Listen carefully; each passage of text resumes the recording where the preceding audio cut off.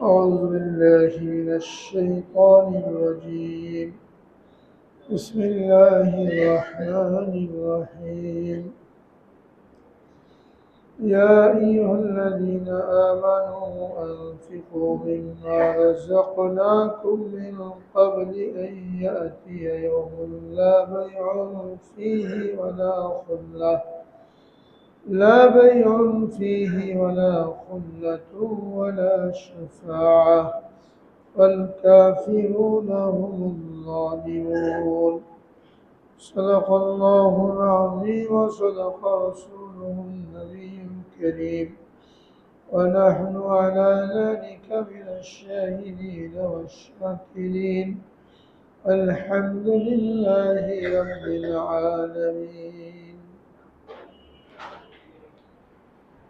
আলহামদুলিল্লাহ। তৃতীয় পারার দ্বিতীয় নম্বর আয়াত থেকে তেলাওয়াত করা হলো। সূরা আলে ইমরানের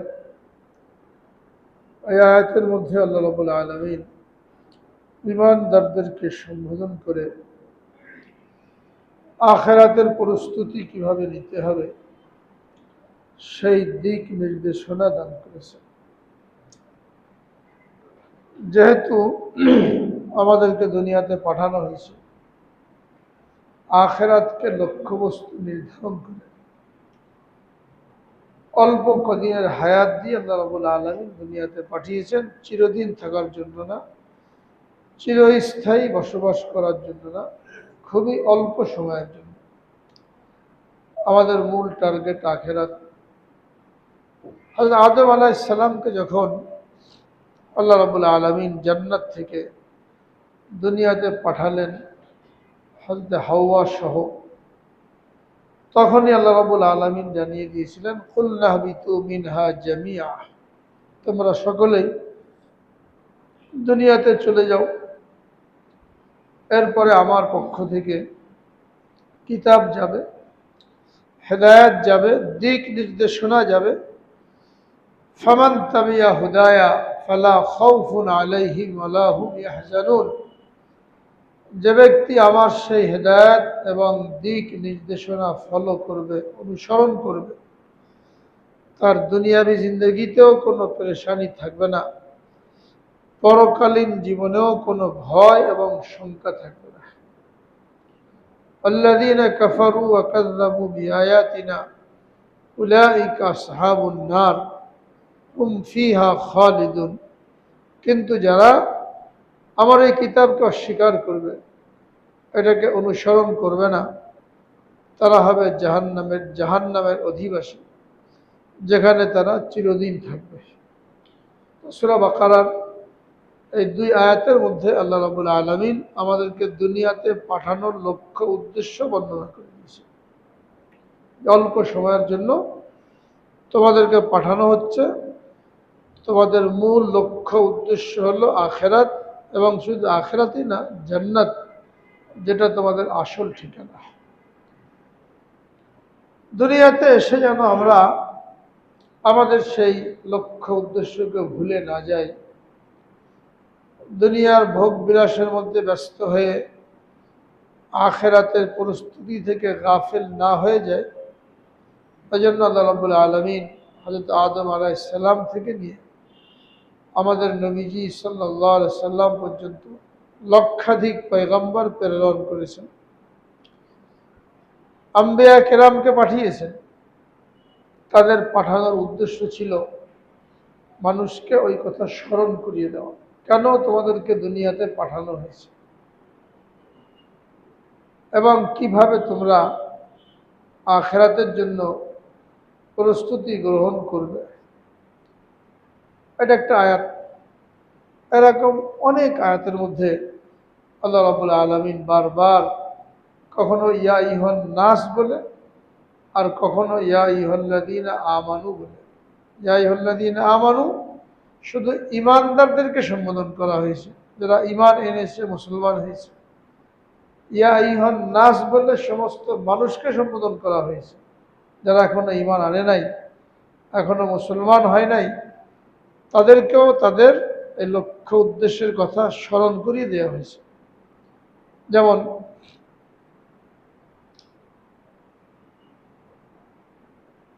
সূরা লুকমানের মধ্যে আল্লাহ রাব্বুল আলামিন সমস্ত মানুষকে সম্বোধন করে বলেছেন, ইয়া আইয়ুহান নাসু তাকু রাব্বাকুম ওয়াখশাউ ইয়াওমান লা ইয়াজজি ওয়ালিদুন আন ওয়ালাদিহি ওয়ালা মাওলুদুন হুয়া জাযিন আন ওয়ালিদিহি শাইআ ইন্না ওয়া'দাল্লাহি হাক্কুন ফালা তাগুররান্নাকুমুল হায়াতুদ দুনিয়া ওয়ালা ইয়াগুররান্নাকুম বিল্লাহিল গরুর। হে দুনিয়ার মানুষ সকল, হে লোক সকল, তোমরা তোমাদের প্রতিপালককে ভয় করো। অখশাও ইয়াওমান, এবং ওই দিনকে ভয় করো যেদিন কোনো পিতা তার পুত্রের কোনো কাজে আসবে না এবং কোনো পুত্র তার পিতার কাজে আসবে না। এবং এটা শুধু ভয় দেখানোর জন্য না, ইন্না ওয়াদাল্লাহি হক, আল্লাহ তাআলা যে ওয়াদা করেছেন, যা কিছু বলেছেন আযাব সম্পর্কে কিংবা রহমত আর পুরস্কার সম্পর্কে, সবগুলো একেবারেই সত্য।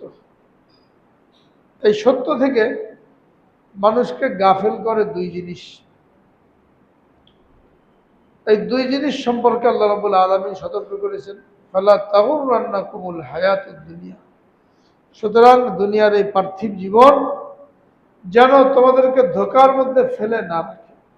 যেমন কোটি কোটি মানুষ ধোঁকার মধ্যে পড়ে আছে। এই জীবনটাকে তারা সবকিছু মনে করছে, এই দুনিয়াটাকে সবকিছু মনে করছে, যা কিছু তাদের চিন্তা চেতনা দুনিয়াকে কেন্দ্র করে, ভোগ বিলাস আরাম আয়েশে জিন্দেগি, এটা দুনিয়াকে কেন্দ্র করে। এরপরে যে আরেকটা জীবন আছে, এই সম্পর্কে অমুসলিম যারা তারা তো বিশ্বাসই করে না, তারা গাফেল। কিন্তু মুসলমান যারা, তাদেরও অধিকাংশই গাফেল। 80 ভাগ 90 ভাগ মানুষ তারা বেনামাজি। তো বেনামাজি মানে কি? আখিরাত থেকে গাফেল। আমি মুসলমান, কালেমা পড়ে যখন মুসলমান হলাম, তো 1 নম্বরেই আমার জিম্মায় চলে আসলো 5 ওয়াক্ত নামাজের পাবন্দি করা, এরপর অন্যান্য হুকুম হাকাম। আবার হুকুম হাকাম নাজিল হওয়ার দিক দিয়ে সর্বপ্রথম নামাজের হুকুমই নাজিল হয়েছে। আবার কিয়ামতের ময়দানে সর্বপ্রথম নামাজেরই হিসাব নেওয়া হবে। তো কোনো মুসলমান যদি দাবি করে যে আমি কিয়ামতের দিনকে বিশ্বাস করি, আল্লাহর সামনে দাঁড়ানোকে বিশ্বাস করি, আল্লাহর সামনে দাঁড়াতে হবে, আমার সমস্ত কর্মকাণ্ডের হিসাব দিতে হবে, এটা আমি ভয় করি, তাহলে ওই মানুষটা কখনো বেনামাজি হতে পারে না। নামাজ শুধু জুমার দিনের না, জুমার দিন নামাজ পড়লাম আর মুসলমান হয়ে গেলাম। জুমার দিন নামাজ পড়ার দ্বারা কোনো মানুষ নামাজি হয় না। 5 ওয়াক্ত নামাজের গুরুত্ব একই রকম। 5 ওয়াক্ত নামাজের পাবন্দি করা। আউয়ালু মা ইউহাসাবু বিহিল আবদু ইয়াউমাল কিয়ামাতি আস-সালাহ। কিয়ামতের ময়দানে সর্বপ্রথম নামাজের হিসাব নেওয়া হবে। তো যে লোকটা নিজেকে মুসলমান দাবি করে, আখিরাতকে বিশ্বাস করে, আল্লাহর সামনে দাঁড়াতে হবে এটা বিশ্বাস করে, সে ব্যক্তি কখনো বেনামাজি হতে পারে না। শুধু জুমার নামাজ পড়েই নিজেকে নামাজি মনে করতে পারে না। কারণ আল্লাহ রাব্বুল আলামিন মানুষকে দুনিয়া এবং আখিরাতের কামিয়াবি দান করার জন্য যে ওয়াদা করেছেন, যে আমলের কারণে আল্লাহ রাব্বুল আলামিন এই কামিয়াবি দান করবেন, সে আমলের মধ্যে সবচেয়ে বড় আমল হলো নামাজ। তো এটা হলো আখিরাতের প্রস্তুতি। লক্ষাধিক পয়গম্বরকে আল্লাহ রাব্বুল আলামিন পাঠিয়েছেন আমাদের এই গাফলাতি থেকে সচেতন করার জন্য, আমাদের লক্ষ্যবস্তু আমাদের ভুলে না যায় এটাকে স্মরণ করিয়ে দেওয়ার জন্য। তো দুই জিনিস আমাদেরকে গাফলাতির মধ্যে ফেলে দেয়। তার মধ্যে একটা হলো ফালা তাগুররান্নাকুমুল হায়াতুদ দুনিয়া, দুনিয়ার জিন্দেগি যেন তোমাদেরকে ধোকার মধ্যে ফেলে না রাখে, যেখানে খেয়ে পরে বাঁচতে পারলেই আমি কামিয়াব হয়ে গেলাম। দুনিয়ার কোনো জিনিস লাভ করা, টাকা পয়সা গাড়ি বাড়ি পদ ইত্যাদি লাভ করাকে যারা কামিয়াবি মনে করে, যারা সফলতা মনে করে, হাদিসের মধ্যে তাদেরকে বেওয়াকুফ এবং মূর্খ বলা হয়েছে। জাহান্নাম থেকে মুক্তি পেয়ে জান্নাতের টিকিট পেয়ে যাওয়া, জান্নাতে যাওয়ার ঘোষণা লাভ করা, এটাকে আল্লাহ রাব্বুল আলামিন আসল কামিয়াবি এবং সফলতা বলে উল্লেখ করেছে। এর বাইরে কেউ যদি দুনিয়ার কোনো কিছু পেয়ে নিজেকে সফল মনে করে, সে হলো মূর্খ এবং আহমক। কোরআনে পাকের মধ্যে আল্লাহ রাব্বুল আলামিন ইরশাদ করেছেন, কুল্লু নাফসিন যায়কাতুল মাউত ওয়া ইন্নামা তুওয়াফাউনা উজুরাকুম ইয়াওমাল কিয়ামাহ ফামান যুহজিহা আনিন নার ওয়া উদখিলাল জান্নাতা ফাকাদ ফাজ ওয়ামাল হায়াতুদ দুনিয়া ইল্লা মাতাউল গুরুর। এই আয়াতের মধ্যে আল্লাহ রাব্বুল আলামিন মানুষকে স্মরণ করিয়ে দিয়েছেন যে তুমি দুনিয়াতে চিরদিনের জন্য আসো নাই। যে কোনো জানদার, যে কোনো প্রাণী হোক, তাকে মৃত্যুর স্বাদ আস্বাদন করতে হবে। আর মানুষকে কিয়ামতে তার কর্মের পরিপূর্ণ ফল দিয়ে দেওয়া হবে। ইন্নামা তুওয়াফাউনা উজুরাকুম ইয়াওমাল কিয়ামাহ, কিয়ামতে তোমাদেরকে পরিপূর্ণ বিনিময় দিয়ে দেওয়া হবে, ভালো কিংবা মন্দ। সেই বিনিময় লাভ করার পরে ফামান যুহজিয়া আনিন নার, যাকে জাহান্নাম থেকে বাঁচিয়ে নেওয়া হবে, বা উদখিলাল জান্নাহ, এবং জান্নাতে প্রবেশের অনুমতি দেওয়া হবে, ফাকাদ ফাজ, আল্লাহ রাব্বুল আলামিন বলেন সেই হলো প্রকৃত কামিয়াব। এখানে স্পষ্ট মাপকাঠি বলে দেওয়া হয়েছে কোন জিনিস লাভ করে আমরা নিজেদেরকে কামিয়াব মনে করব, কোন জিনিস লাভ করে আমরা আমাদেরকে সফল কাম মনে করব। দুনিয়ার জিন্দগি দেখি দেখা যায় দুনিয়াবি কোন আসবাব পেয়ে গেল, একটা টার্গেট থাকে একজনের, ওইটা যখন সে লাভ করে তখন মনে করে আমি তো মহা কামিয়াব। পড়াশোনা করে ভালো নম্বর নিয়ে পাশ করতে চাই, তো পাশ করে গেল, মহা খুশি। টার্গেট আছে এই চাকরি আমি করব, ওই চাকরিটা পেয়ে গেল, সে নিজেকে কামিয়াব মনে করে। একটা পদের আশা করে, হয় চেয়ারম্যান হবে, মেম্বার হবে, এমপি হবে, মন্ত্রী হবে, ওইটা পেয়ে গেল তো নিজেকে কামিয়াব মনে করে। আল্লাহ রাব্বুল আলামিন বলেন এই কোনোটাই কামিয়াবির জিনিস না। এর মধ্যে আল্লাহ রাব্বুল আলামিন কামিয়াবি রাখেন নাই। যদি এর মধ্যে কামিয়াবি থাকতো তো আল্লাহ তাআলা সব চাইতে প্রিয় বান্দা যারা আম্বিয়া কেরাম, তাদেরকে আল্লাহ রাব্বুল আলামিন এই জিনিসগুলো দান করতেন। হাদিসের মধ্যে বলা হচ্ছে যাকে আল্লাহ রাব্বুল আলামিন কামিয়াবি দান করতে চান, আখিরাতে সফলতা দান করতে চান, তাকে দুনিয়া থেকে এভাবে বাঁচিয়ে রাখেন যেমন তোমাদের কেউ তার জলাতঙ্ক রোগীকে পানি থেকে সযত্নে দূরে রাখে। জলাতঙ্ক রোগ হলে পানি খেতে মন চায়, পানির মধ্যে ঝাঁপিয়ে পড়তে মন চায়, পানির মধ্যে পড়ে ডুবে মারা যায়, তো তাকে পানি থেকে দূরে রাখা হয়। এই পানি তার জন্য ক্ষতিকর। যেমন কেউ তার জলাতঙ্ক রোগীকে পানি থেকে দূরে রাখে, অথচ তার পানির পিপাসা, পানির দরকার, কিন্তু এই পানি থেকে দূরে রাখাকে কেউ জুলুম বলবে না। যেরকম পানি যাচ্ছে পানি দেয় না, কত বড় জালেম, জালেম বলবে, বরং তাকে কি বলবে, কল্যাণকামী বলবে। আল্লাহ রাব্বুল আলামিন যার কল্যাণ চান তাকে দুনিয়া থেকে এভাবেই দূরে রাখেন, তার থেকে দুনিয়াকে এভাবেই দূরে রাখেন। এই জন্য দুনিয়ার কোনো কিছু পেয়ে যাওয়া এটা কামিয়াবির মাপকাঠি না। এই জন্য আয়াতের মধ্যে বলা হচ্ছে ফামান যুহজিয়া আনিন নার, তাকে জাহান্নাম থেকে বাঁচিয়ে নেওয়া হলো আর জান্নাতে প্রবেশের অনুমতি দিয়ে দেওয়া হলো, ফাকাদ ফাজ। আর রইল দুনিয়ার আসবাব, আমাল হায়াতুদ দুনিয়া ইল্লা মাতাউল গুরুর। দুনিয়ার হায়াত, দুনিয়ার জিন্দেগি, এটা ধোকার সামগ্রী জিনিস।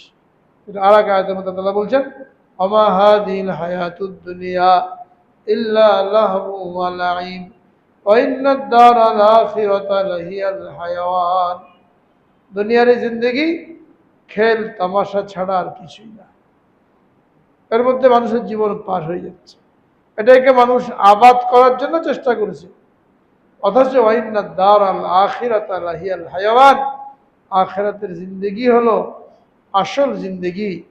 ওই জিন্দেগির জন্য প্রস্তুতি নেওয়ার জন্য আল্লাহ রাব্বুল আলামিন বলেন ফালিয়াতানাফাসিল মুতানাফিসুন, যারা আগ্রহ রাখে তারা যেন ওই জিন্দেগি লাভ করার জন্যই আগ্রহ রাখে, আখিরাতে জিন্দেগি। তো এই সমস্ত আয়াতের মধ্যে আল্লাহ রাব্বুল আলামিন মানুষকে সতর্ক করেছেন, তার লক্ষ্য উদ্দেশ্য স্মরণ করিয়ে দিয়েছেন, এবং কোন জিনিস তাকে ধোঁকার মধ্যে ফেলে আখিরাত থেকে গাফেল করে এটা উল্লেখ করেছেন। এক নম্বর, ফালা তাগুররান্নাকুমুল হায়াতুদ দুনিয়া, দুনিয়ার জিন্দেগি যেন তোমাকে ধোঁকার মধ্যে না ফেলে। দ্বিতীয় হলো ওয়ালা ইয়াগুররান্নাকুম বিল্লাহিল গরুর, ধোঁকাবাজ শয়তান, প্রতারক শয়তান যেন তোমাকে ধোঁকার মধ্যে না ফেলে। শয়তান মানুষকে ধোঁকা দেয়। যেমন রাতের বেলা মানুষ ঘুমায়, হাদিসের মধ্যে বলা হয়েছে শয়তান তার শরীরের মধ্যে 3টা গিট্টু লাগায়, এক একটা গিট্টু লাগায়, আর তাকে বলে এখনো ঘুমাও, রাত আছে। উঠতে চায়, তাহাজ্জুদ পড়তে চায়, শয়তান এসে বুঝায় এখনো রাত আছে। ফজরের নামাজ পড়তে চায়, শয়তান তাকে আবার ঘুম পাড়িয়ে দেয়। এইভাবে তাকে এই নামাজ থেকে, তাহাজ্জুদ থেকে, ফজরের নামাজ থেকে বিরত রাখে। এই জন্য বলা হয়েছে কেউ যদি রাতে ঘুম থেকে উঠে 3টা আমল করে, তাহলে একে একে এই গিট্টুগুলো খুলে যায়। ওগুলো দেখা যায় না, কিন্তু এটা অনুভব করা যায়। একটা অলসতার মধ্যে কাজ করে, যারা সকালে ওঠে না, ফজরের নামাজ পড়ে না, সারাদিন তাদের মধ্যে একটা বিষণ্ণতা, অলসতা, এগুলো কাজ করে। আর যারা উঠলো, এই আমলগুলো করলো, নামাজ পড়লো, তার মধ্যে একটা প্রফুল্লতা কাজ করে। তো শয়তান 3টা গিট্টু দেয়, প্রত্যেক গিট্টু দেওয়ার সময় বলে ঘুমাও, এখনো রাত বাকি আছে। তো ঘুমাতে থাকে। যখন বান্দা ওঠে, উঠে দোয়া পড়ে। ঘুম থেকে ওঠার সুন্নত তরিকা আছে, সেটা কি? ঘুম থেকে উঠেই ঘুমের দোয়া পড়তে হয়, চোখ রগড়াতে হয়, কালেমের শাহাদাত পড়তে হয়। এটা হলো 1 নম্বর সুন্নত ঘুম থেকে উঠার। এটা যখন করে তো একটা গিট্টু খুলে গেল। এরপর যখন অজু করে তো আর একটা গিট্টু খুলে যায়। এরপর যখন নামাজে দাঁড়ায়, হোক তাহাজ্জুদের নামাজ কিংবা ফজরের নামাজ, তো আর একটা গিট্টু খুলে গেল। এখন হচ্ছে প্রফুল্ল। কাউকে যদি রশি দিয়ে বেঁধে রাখা হয়, তো যেমন একটা কেমন অস্বস্তি বোধ করে, যখন রশিটা খুলে দেওয়া হয় তো একটা স্বস্তি ভাব তার মধ্যে আসে। ঠিক কেমন যেন তাকে শয়তান আষ্টে পৃষ্ঠে বেঁধে ফেলেছে রশি দিয়ে। এখন যদি না ওঠে, দোয়া না পড়ে, ফজরের নামাজ না পড়ে, তো সারাটা দিন এরকম একটা মূর্ছায়া হওয়া বলে বিষণ্ণ ভাব কাজ করতে থাকে। এই জন্য বলা হয়েছে যারা সকালে ঘুম থেকে উঠে নামাজের জন্য যায়, নামাজে দণ্ডায়মান হয়, নামাজ পড়ে, মসজিদের দিকে যায়, তাদের সাথে ঈমানের ঝান্ডা থাকে। আর যারা ঘুম থেকে উঠে বাজারে চলে গেল, এদের সাথে শয়তানের ঝান্ডা থাকে। 8টা পর্যন্ত ঘুমালো, এবার ঘুম থেকে উঠে বাজারে গেছে, বাজার টাজার করে দিয়ে গোসল করে খেয়ে দিয়ে অফিসে চলে যাবে। তো তার প্রথম গন্তব্য কোথায় হলো? বাজার হলো না, এর সাথে শয়তানের ঝান্ডা থাকে। আর যার প্রথম গন্তব্য মসজিদ হয়, তার সাথে ঈমানের ঝান্ডা থাকে। এবং এই ফজরের নামাজের জন্য মসজিদে আসা, এটা এত বড় একটা সাক্ষ্য তার জন্য। নবী করিম সাল্লাল্লাহু আলাইহি সাল্লাম বলেন, যাকে তোমরা দেখো যে অন্ধকারে সে মসজিদে যায়, বাশশিরিল মাশাইনা ফিজ যুলামি ইলাল মাসাজিদি বিন নূরি তাম্মি ইয়াউমাল কিয়ামা, যারা অন্ধকারের মধ্যে বেশি বেশি মসজিদে গমন করে, তাদের জন্য তোমরা কিয়ামতের দিন পরিপূর্ণ নূরের সুসংবাদ দিয়ে দাও। অন্ধকার বলতে কি বোঝানো হয়েছে? ফজরের নামাজ এবং ঈশার নামাজ, এই দুইটা হলো অন্ধকারের সময়। এই 2 সময় যারা মসজিদে যেতে অভ্যস্ত, তো তারা বাকি 3 সময় অবশ্যই যাবে। এর অর্থ হয় না যে 2 সময় গেলেই হবে, বাকি 3 সময় যাওয়ার দরকার নেই। মানে যে 2 সময় যেতে পারবে, বাকি 3 সময় যাওয়াও তার জন্য সহজ। এই সময় যারা মসজিদে যায়, তাদের জন্য পরিপূর্ণ নূরের সুসংবাদ দিতে বলেছেন। পরিপূর্ণ নূর কি? যখন মানুষ পুল সিরাত পার হবে, তখন তার জন্য এই নূরের দরকার হবে। পুল সিরাত এটা স্থাপন করা হবে জাহান্নামের উপরে, কিয়ামতের ময়দান। এরপরে জাহান্নাম, জাহান্নামের উপরে পুল, এই পুল পার হয়ে ওপরে জান্নাত। সবাইকেই এই পুল পার হতে হবে। ওয়াইম মিনকুম ইল্লা ওয়ারিদুহা, আল্লাহ রাব্বুল আলামিন জানিয়ে দিয়েছে 17 পারার মধ্যে, তোমাদের প্রত্যেককেই এই পুল পার হতে হবে। এই পুল পার হওয়ার সময় আলো লাগবে, যে আলোতে সে পার হবে। জাহান্নামের উপরে স্থাপন করার কারণে এটা অন্ধকার থাকবে। এক হাদিসের মধ্যে বলা হয়েছে জাহান্নামকে তৈরি করার পরে আল্লাহ রাব্বুল আলামিন সেখানে আগুনকে প্রজ্বলিত করলেন এবং 1000 বছর পর্যন্ত এই আগুনকে জ্বালালেন, যার কারণে আগুন লাল বর্ণ ধারণ করবে। আগুন যখন প্রথমে জ্বলে লাল থাকে, এরপরে আরো 1000 বছর জ্বালালেন, এটা সাদা বর্ণ ধারণ করলো। যখন আগুন খুব জোরে জ্বলে আগুনের শিখাটা কেমন দেখা যায়? সাদা দেখা যায় না?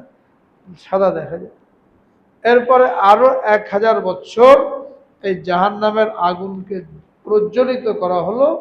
এখন সেটা ঘোর কৃষ্ণ বর্ণ ধারণ করেছে, কালো কুচকুচে। যেমন কোথাও যদি মারাত্মক আগুন লাগে আর কালো ধোয়ার কুণ্ডলি উঠতে থাকে, তো সেখানে কেউ কাউকে চিনতে পারবে? কেউ কাউকে চিনতে পারবে না। জাহান্নামের মধ্যে এরকম কালো গনগনে ধোয়ার কুণ্ডলি, হ্যাঁ, যে মানুষ নিজের হাতটাকে চোখের সামনে নিয়ে এসে দেখতে পারবে না। তো এরকম কালো কৃষ্ণ, ঘোর কৃষ্ণ বর্ণের। যখন এর উপরে পুলসিরাতকে স্থাপন করা হলো, তখন পুলসিরাতটাও কি হবে? অন্ধকার হবে। এই পুলসিরাত পার হওয়ার জন্য আলো লাগবে।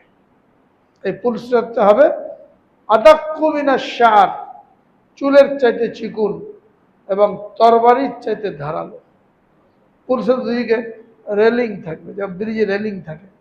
এই রেলিংয়ের মধ্যে বড়শির মতন লোহার কাঁটা থাকবে, যেমন বড়শি বাঁকানো থাকে, শিক বাঁকানো থাকে।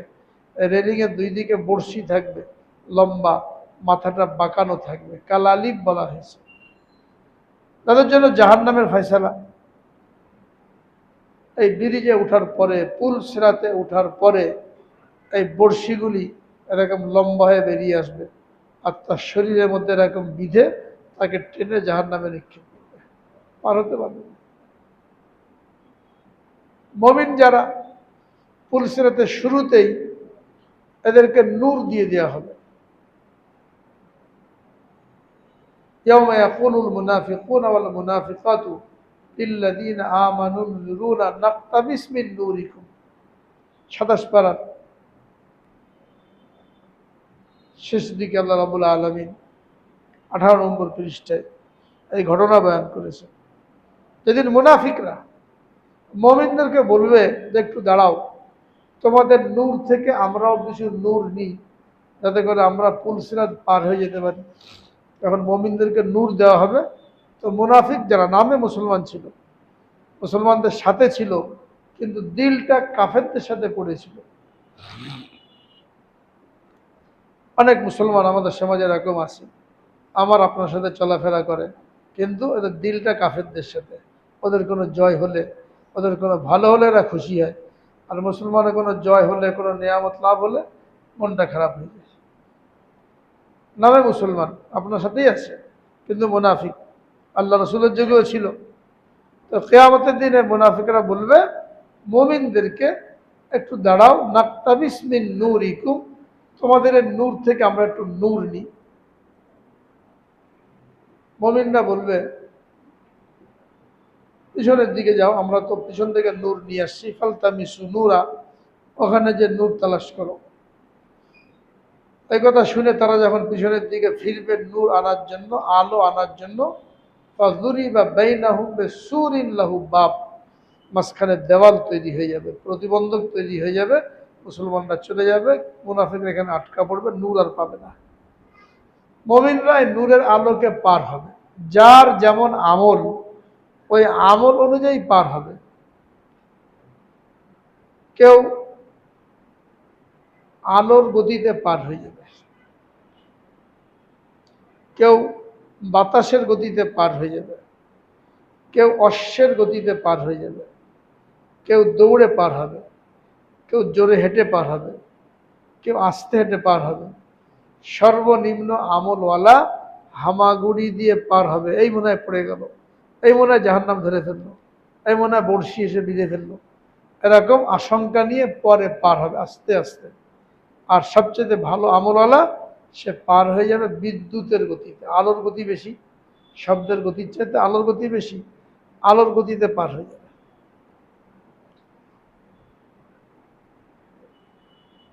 আমল যদি না থাকে তাহলে এই ব্যক্তি তো আটকা পড়ে যাবে। এই আমলের মধ্যে আল্লাহ রাব্বুল আলামিন কামিয়াবি রেখেছেন। তো শয়তান এখানে এসে মানুষকে ধোঁকা দেয়, আখিরাত থেকে গাফেল করে রাখে। আল্লাহ রাব্বুল আলামিন মহব্বতের সাথে বারবার বান্দাকে স্মরণ করিয়েছেন, আফা হাসিবতুম আন্নামা খালাকনাকুম আবাসা ওয়া আন্নাকুম ইলাইনা লা তুরজাউন। তোমরা কি মনে করেছো যে আমি তোমাদেরকে অনর্থক সৃষ্টি করেছি, আমার কাছে তোমাদেরকে ফিরে আসতে হবে না? আর এক আয়াতের মধ্যে আল্লাহ রাব্বুল আলামিন বলেন, ইয়া আইয়ুহাল ইনসান মা গাররাকা বিরাব্বিকাল কারীম আল্লাযী খালাকাকা ফাসাওয়াকা ফাআদালাক ফি আইয়ি সূরাতিন মা শাআ রাক্কাবাক। অত্যন্ত মহব্বতের সাথে সমস্ত মানুষকে সম্বোধন করে বলছেন, হে মানুষ, তোমার দয়াবান প্রভুর ব্যাপারে কে তোমাকে ধোঁকার মধ্যে ফেলে রেখেছে? কত মহব্বত করে আল্লাহ পাক তোমাকে সৃষ্টি করলেন। মা গররাকা বিরাব্বিকাল কারীম, দয়াবান প্রভুর ব্যাপারে কে তোমাকে ধোঁকার মধ্যে ফেলে রাখলো? কেন আল্লাহর দিকে ধাবিত হও না?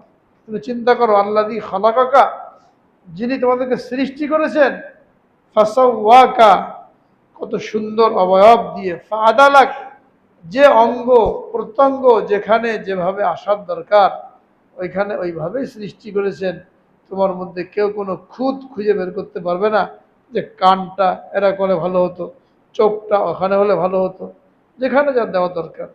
যেমন অন্য আয়াতে বলেছেন, লাকাদ খালাকনাল ইনসানা ফি আহসানি তাকওয়িম, সর্বোত্তম অবয়ব দিয়ে আমি মানুষকে সৃষ্টি করেছি। তো এখানে আল্লাহ বলেন, তোমাকে কে ধোঁকার মধ্যে ফেলে রাখলো? ওই রব সম্পর্কে যিনি তোমাকে সৃষ্টি করলেন। ফাআদালাক ফি আইয়ি সূরাতিন মা শাআ রাক্কাবাক।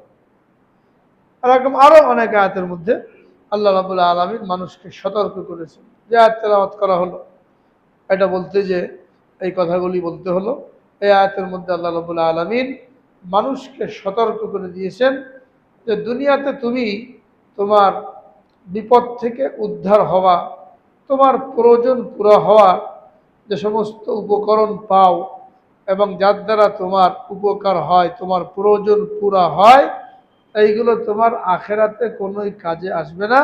আখেরাতে কাজে আসার জন্য তোমাকে তো এখান থেকে প্রস্তুতি নিতে হবে। ইয়া আইয়ুহাল্লাযীনা আমানু আনফিকু মিম্মা রাযাকনাকুম।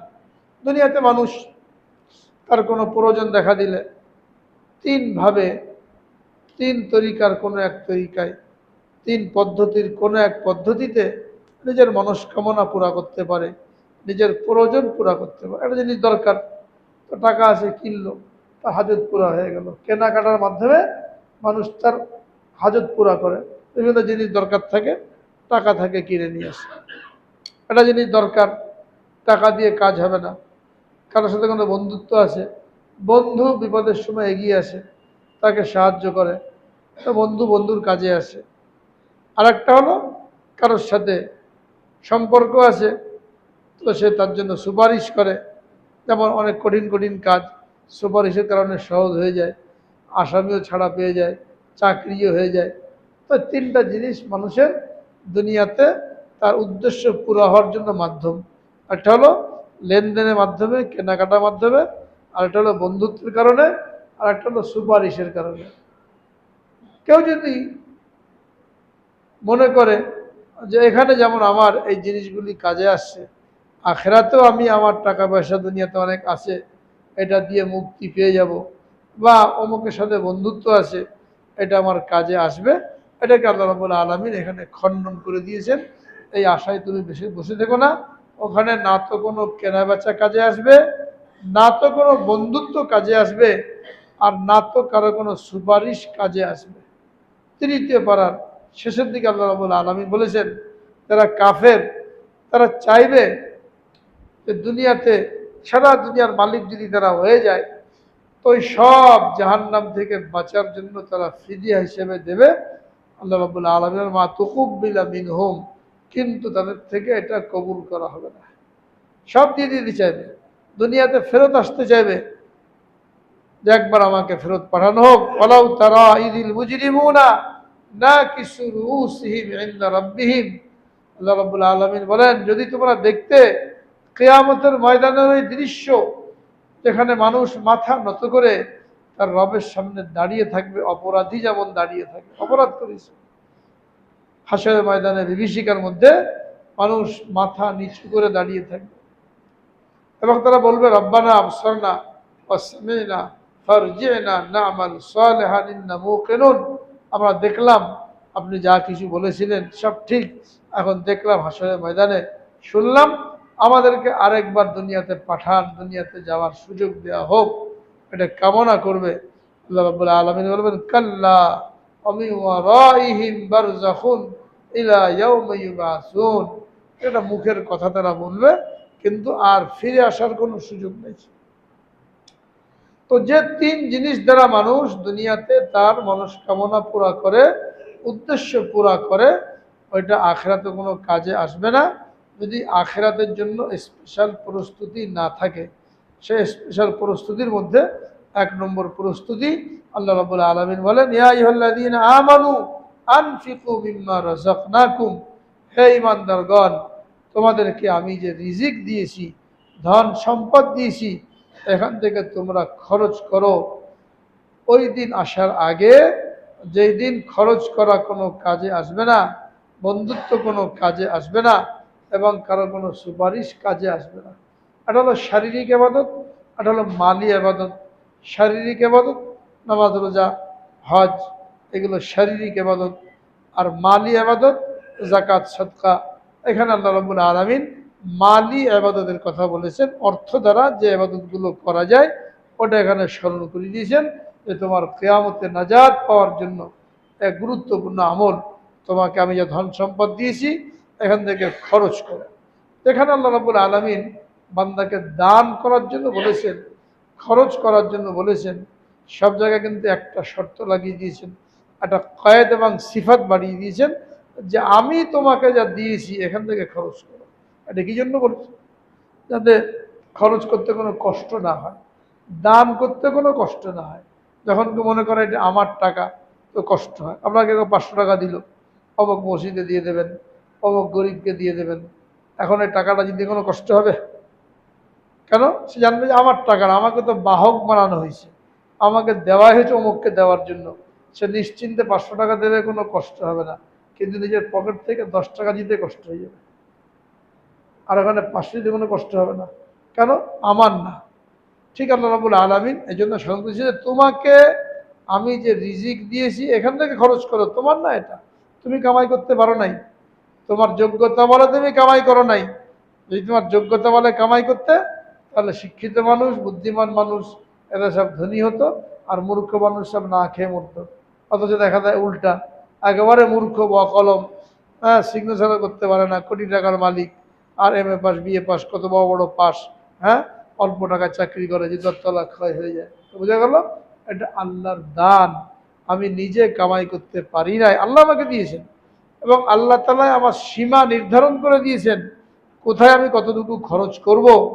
যখন আল্লাহ তাআলা দিলেন আর এই কথা মনে করিয়ে দিলেন যে আমি তোমাকে যে রিজিক দিয়েছি এখান থেকে খরচ করো, তাহলে এখন যেখানে বৈধভাবে খরচ করার দরকার ওইখানে খরচ করতে কষ্ট না হওয়া উচিত। যদি কষ্ট হয় তাহলে বুঝতে হবে যে আমি এটাকে নিজের মনে করেছি। 20 পারার মধ্যে সূরা কাসাসের মধ্যে আল্লাহ রাব্বুল আলামিন বলেন, ওয়ালা তানসা নাসিবাকা মিনাদ দুনিয়া ওয়া আহসিন কামা আহসানাল্লাহু ইলাইক।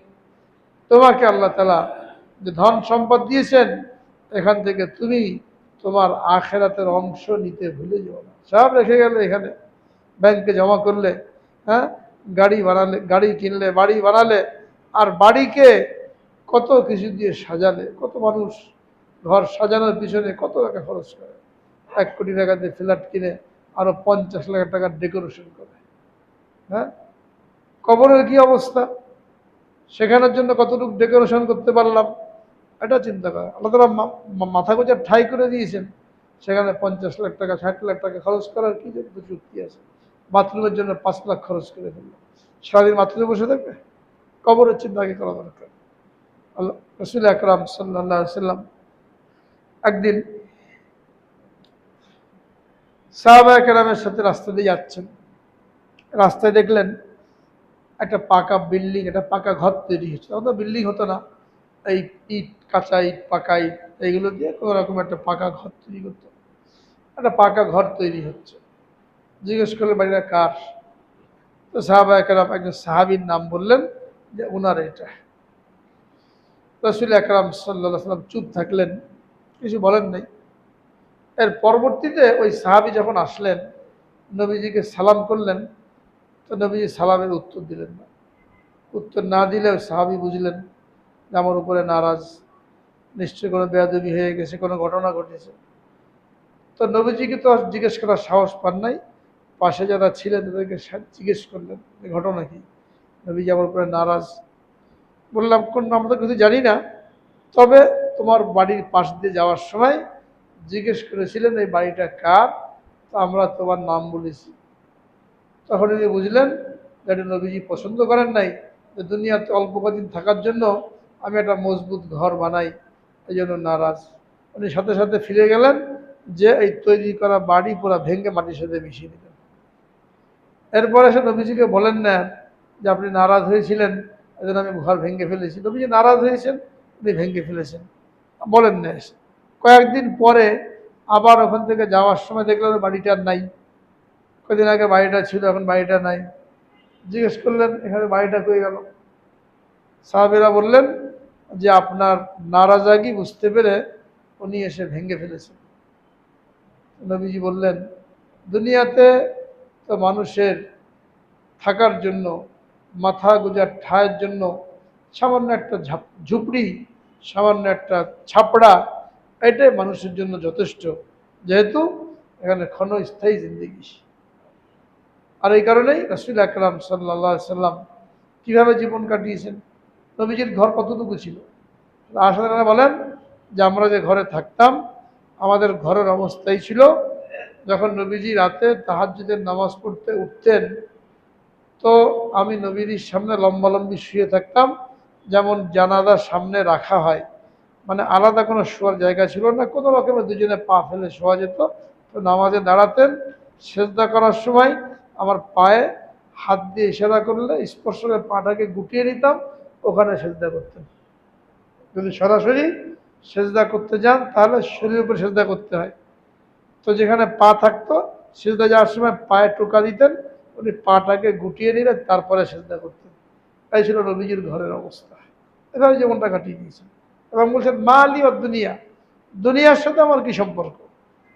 আমার দৃষ্টান্ত হলো একজন মুসাফিরের মতন, যে রাস্তা দিয়ে যাচ্ছে, এক জায়গায় বিশ্রাম করা দরকার, গাছের ছায়ায় খানিক বিশ্রাম করে নিয়ে আবার সামনে রওনা হয়ে গেছে। ওখানে সে সব কিছু খুলে নিয়ে বসে নাই। এই জন্য বলছেন কুন ফিদ দুনিয়া কান্নাকা গরীব আও আবিরুস সাবিল, এমনভাবে তুমি দুনিয়াতে থাকো কেমন যেন তুমি পথচারী কিংবা তুমি মুসাফির, রাস্তা পার হচ্ছে।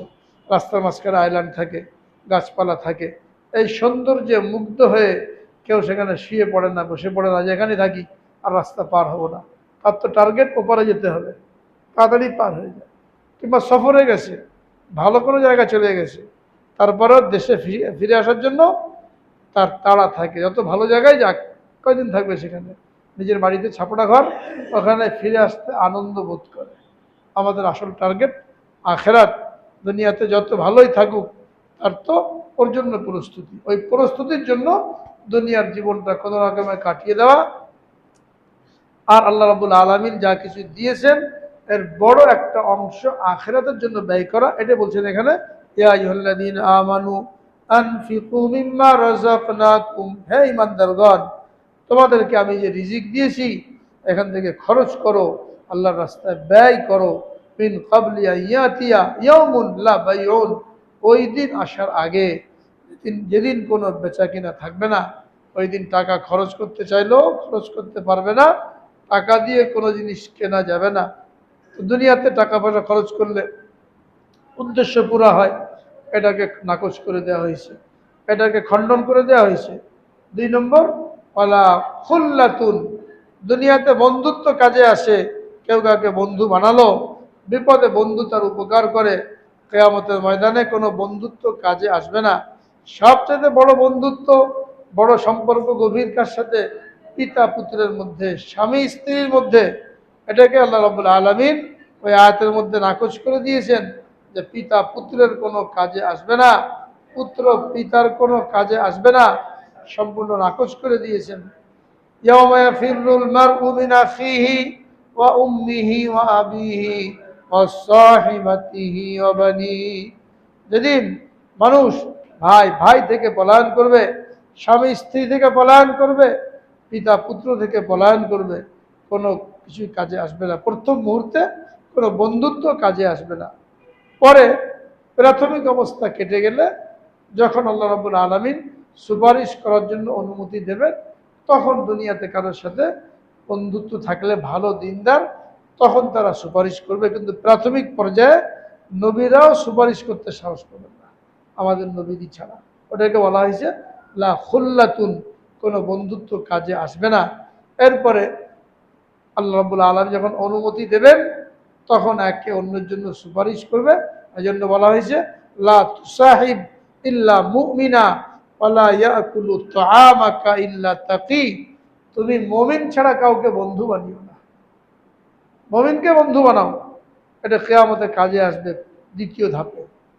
ওয়ালা ইয়াকুলু তাআমাকা ইল্লা তাকি, আর তোমার খানা যেন পরহেজগার নেককার লোক ছাড়া কারো পেটে না যায়। কামাই করছো পয়সা, বন্ধু বান্ধব নিয়ে উড়িয়ে দিচ্ছ, হ্যাঁ, কার পিছনে খরচ করছো? প্রত্যেকটা পয়সার হিসাব দিতে হবে। তোমার পয়সা বলে তুমি যা তা করলে, যাকে তাকে খাওয়ালে, নাফরমান, গুনাহগার, মদ্যপ, হ্যাঁ, সুদখোর, ঘুষখোর, এদের পিছনে খরচ করলে তোমাকে হিসাব দিতে হবে। লা তুসাহিব ইল্লা মুমিনা ওয়ালা ইয়াকুলু তাআমাকা ইল্লা তাকি। মুমিন ছাড়া কাউকে বন্ধু বানিও না, এবং তাকি নেককার পরহেজগার ছাড়া তোমার খানা যেন কেউ না খায়। তো বন্ধুত্ব যেটা দ্বিতীয় ধাপে কাজে আসবে, ওটা মুমিনের বন্ধুত্ব কাজে আসবে। এমনিতে বেনামাজি, ফাসেক, বদ্দিন, এদের বন্ধুত্ব কোনো পর্যায়ে কোনো কাজে আসবে না। এটাকে নফি করা হয়েছে। 3 নম্বরে বলছেন ওয়ালা শাফাআ, এবং কেউ কারোর জন্য সুপারিশ করবে না। স্বয়ং রাসূল আকরাম সাল্লাল্লাহু আলাইহি সাল্লাম হযরত ফাতেমা রাদিয়াল্লাহু তাআলাকে বলছেন, হে ফাতেমা, তুমি এটা মনে করো না যে তোমার পিতা নবী, এই আমি তোমার কোনো কাজে আসব। যদি তোমার আমল না থাকে, যদি তোমার নামাজের পাবন্দি না থাকে, তো আমি নবী হয়েও তোমার কোনো উপকারে আসবো না, তোমার কোনো কাজে আসবো না। ফজরের নামাজে যাওয়ার সময় হযরত আলীকে জাগিয়ে দিতেন, ফাতেমাকে জাগিয়ে দিতেন, বলতেন ওঠো, নামাজ পড়ো। যদি মনে করো আমি নবী হয়ে তোমার কোনো কাজে আসবো, কাজে আসতে পারবো না যদি তোমার আমল না থাকে। অনেকে আমরা ধোকার মধ্যে থাকি, নামাজ নাই, কালাম নাই, বিভিন্ন ভণ্ডের দরবারে চলে যায়। পীর নামের ভণ্ড আছে, এখানে যে 10,000, 20,000, 1 লাখ টাকা দিয়ে আসে, আর পীর সাহেবের দায়িত্ব নিয়ে নেই, কোনো অসুবিধা নেই, আমি তোমার সুপারিশ করবো। ওই পীর সাহেবের নিজেরই খবর নাই, এই মুরিদের কি সুপারিশ করবে? যে নিজে বদ্দিন, নিজে বেপর্দা, নিজে শরিয়ত বিরোধী, সে অন্যদেরকে সুপারিশ করবে। তো যারা বড় লোক থাকে, এই রাত 12টার সময় দামি দামি গাড়ি নিয়ে এই কুতুববাগ, হাকিমবাগ, দেওয়ানবাগ, রাজারবাগ, এই সমস্ত জায়গায় চলে যায়, আর কিছু নজর নেওয়াজ দিয়ে কি মনে করে ব্যাস পীর সাহেবই যথেষ্ট। নবীজি বলছেন নিজের কন্যাকে, আমি তোমার কোনো কাজে আসবো না যদি তুমি নিজে আমল না করো। তো সেখানে পীর সাহেবের কি ক্ষমতা আছে অন্য কারো কোনো উপকার করার? এক সাহাবী নবীজির খেদমত করতেন। একদিন নবীজি তার খেদমতে খুশি হয়ে বললেন, তুমি আমার কাছে চাও যা চাওয়ার। ওই সাহাবী বললেন, জান্নাতে আপনার সাথে থাকতে চাই। মনে করছিলেন কোন দুনিয়াবি কোনো জিনিস চাইবে, দোয়া করে দেবো। বললেন জান্নাতে থাকতে চাই। নবীজি বললেন অন্য কোনো জিনিস চাও? বলে না, এটাই চাই। আবার বললেন অন্য কিছু চাও? বলে না, এটাই চাই, যেন জান্নাতে আপনার মাইয়াত। নবীজি বললেন আইননি আলা কাসরাতি সুজুদ, যদি জান্নাতে আমার সাথে থাকতে চাও তাহলে বেশি বেশি সেজদার মাধ্যমে আমাকে সাহায্য করো, অর্থাৎ নামাজের পাবন্দি করো, ফরজ নামাজ পড়ো, নফল নামাজ পড়ো। যখন তোমার নামাজের পাবন্দি হলো, এখন আমি তোমার জন্য সুপারিশ করতে পারবো। নামাজ নাই, আমার দোয়ার দ্বারা তুমি পার হয়ে যাবে। তো নবীজিও শুধু দোয়া করে পার করে দিতে চান নাই, বরং উম্মতকে কি করেছেন? দায়িত্ব দিয়েছেন যে নামাজ পড়তে হবে, আল্লাহর হুকুম মানতে হবে, এরপরে আমার দোয়া তোমার কাজে আসবে। আর আমরা এখানে খুব দোয়া করে দিলাম আর তাকে আমলের জন্য নসিহত করলাম না, সংসদের জন্য নসিহত করলাম না যে হ্যাঁ সব পার হয়ে যাবে, এটা ভুল ধারণা। তো তিনটা জিনিস যা দুনিয়াতে মানুষের কাজে আসে, যেন এই ধোকার মধ্যে মানুষ না থাকে যে আমার আখেরাতেও কাজে আসবে, এটা আল্লাহ রাব্বুল আলামিন নফি করে আর্থিক এবাদত যেটা এইদিকে ধাবিত হওয়ার জন্য বলেছেন যে তোমাকে আমি মাল দিয়েছি, এই মালের যা যা হক আছে, যাকাত দেওয়া, হজ ফরজ হলে হজ করা, গরিব মিসকিনের হক আদায় করা, পিতা মাতার খোঁজখবর নেওয়া, আত্মীয়ের হক আদায় করা, যারা চায় ফকির মিসকিন এদেরকে দেওয়া, এইগুলো হলো এই মালের হক। এই আনফিকু খরচ করো, এর মধ্যে সব জিনিসগুলো চলে আসছে। যেখানে যেখানে খরচ করা দরকার, তাহলে কি হবে, এইটা আমার নাজাতের কারণ হবে। এজন্য আমরা শুধু ব্যাংকে জমা করে দুনিয়ার বাড়ি গাড়ির জন্য খরচ না করে বড় একটা অংশ আল্লাহর ব্যাংকে জমা করে আল্লাহর রাস্তায় খরচ করে যদি আমাদের আমল নামাকে ভারী করি, নেকির পাল্লাকে ভারী করতে চাই, তো এটা আমাদের জন্য একটা সুযোগ।